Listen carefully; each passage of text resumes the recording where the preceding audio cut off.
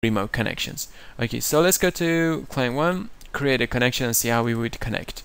Okay, to have access to remote desktop, simply go to Start, All Programs, Accessories, Communications, and here it is, Remote Desktop Connection.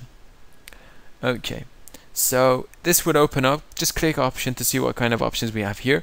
First of all, the IP address. As I said, if you're connecting to another computer, we need the public IP address over the. If you're connecting to another computer over the internet, we need the public IP address.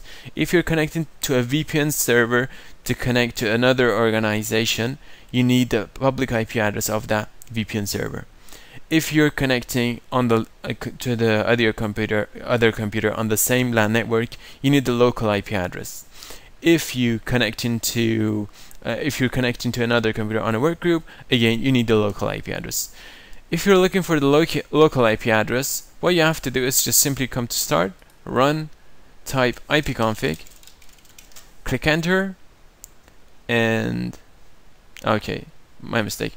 Click on Run again, CMD first, command prompt, and ipconfig here, and Enter. And here, as you see, this is the local IP address of this computer, 194.225.33.10. This is the IP address you need to connect to that computer. So to get the local IP address of that computer, you have to ask the user, or either you have to go at the computer and just open up the CMD command prompt and type ipconfig and find the local IP address of that specific computer. Okay, so what I have to do, for example, I'm going to connect to client 2. Let's go to see what's the IP address of client 2. Go to client 2. I'm on client 2 right now. Go on Start, run CMD, type ipconfig here, and it has the IP address of 194.225.33.20. So let's go to client 1.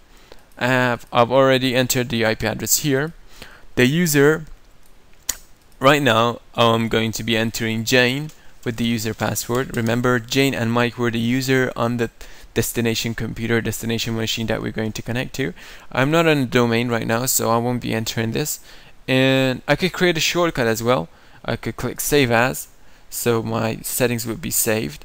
And desktop, give it a name, for example, Jane's computer. I already have one, Jane's computer, and simply save it. So whenever you want, just simply double click on Jane's computer. This would you would simply just connect.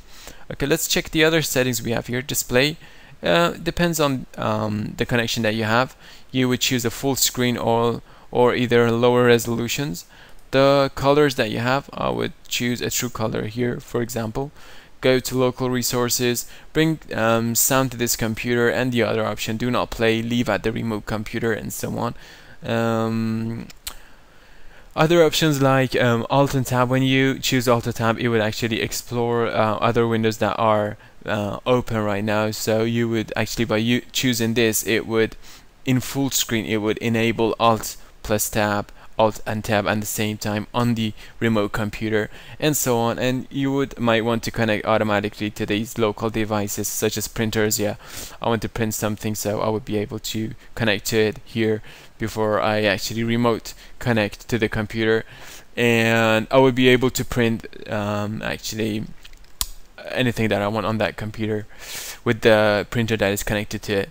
So go on Programs. We've got Startup Programs. If you want a program to be started up as soon as you remote connect to that computer, just simply place it here, the path and file name, and so on. The Experience tab, which depending on the connection you have, whether it's a modem, a broadband connection, or a LAN connection, there were several options here down here. Desktop background, if you don't want to see the desktop background when you're connected, simply just remove it, and so on. Bitmap caching, themes, menu and window animation, and so on. Okay, so I'm good to go. So I just simply click Connect to see whether I would be able to connect or not. Okay, as I'm connected right now. When this pops up, it shows that I'm connected. I entered the username and password, so that will be logging into. Okay, so I'm logged in. Here, as you see, I'm logged in on the computer. Would be able even to ping my own computer, which has an IP address 194.225.33.10. As you see here, I'm getting replies, and so on. I will be able to do anything here. Okay, so one other thing that I have to say is that when you're this connection that we just made is called a session. Okay, so if you want to leave the session and come back to it, and you want to see everything the same as it was, simply what you have to do is click this close button. It would leave everything as it is. For example, if I open this new text document, type something here and don't close it, and if I close this connection, close this session, what would happen is just the second time that would be I would be actually connected back to this computer again, everything would be as the same that I'm looking at right now. For example, go ahead and close this.